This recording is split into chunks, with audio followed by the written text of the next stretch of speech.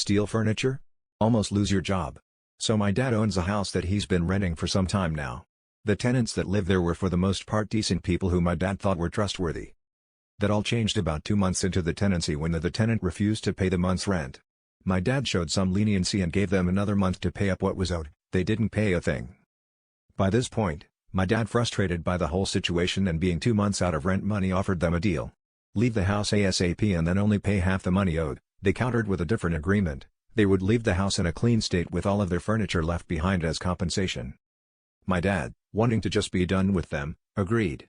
Cue to when my dad gets to the house, finding the place in a mess, with none of the furniture left behind, including the furniture that belonged to my dad in the first place.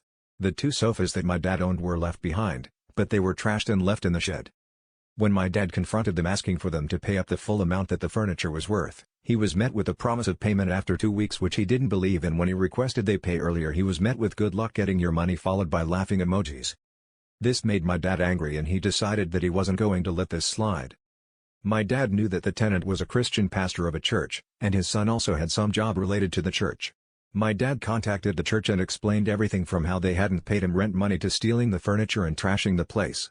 The church was somewhat interested about this behavior. The next day, my dad gets an angry phone call from the tenant's son cursing at him and asking him what he thought he was doing, contacting the church saying he was being unfair. My dad hung up on him only for him to attempt to ring 10 times after he hung up. From what we could piece together, the church had told the pastor that if he didn't settle things with my dad, him and his son would lose their jobs. My dad received the full amount for the furniture that same day and agreed to back off. My dad later said, "It was never about the money but the way this guy treated him and his values." My dad, being a Christian himself, was disappointed.